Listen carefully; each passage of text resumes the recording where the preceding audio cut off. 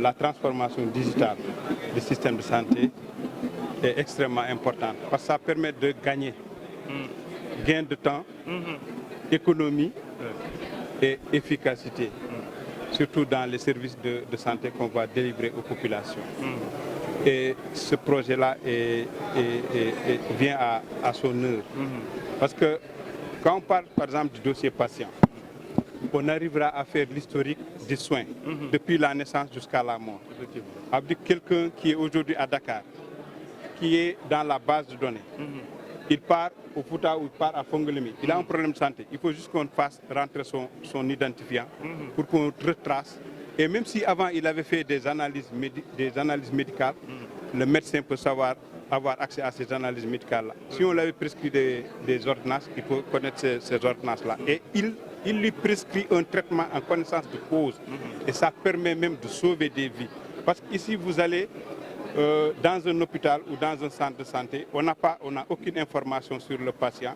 On vient tout de suite, on lui fait une perfusion, alors qu'il a le diabète. Il développe dans un coma diabétique et après il peut décéder. Donc, le fait de digitaliser et d'avoir ces informations préalables permet de nous aider à régler pas mal de problèmes au niveau du secteur de la santé.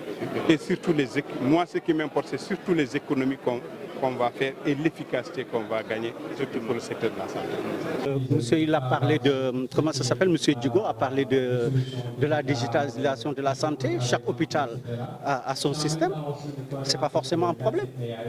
On fait, comme j'ai dit, je fais sur l'échange de données informatisées. Les systèmes communiquent.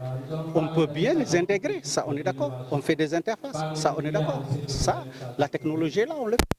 Mais ce n'est pas suffisant. Il faut que les données fonctionnent. Donc, pour parler de manière imagée, on peut faire un pont, mais si on fait un pont, il faut aussi que les voitures circulent.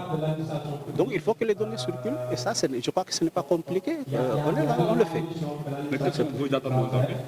Pardon? Quelles sont vos attentes aujourd'hui? Ouais, on donne les outils à l'administration pour travailler correctement. Donc, si je peux revenir encore de manière imagée, on les donne les ustensiles.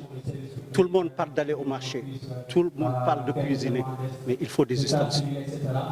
Nous, on fait sur les ustensiles pour mieux comprendre. C'est bon.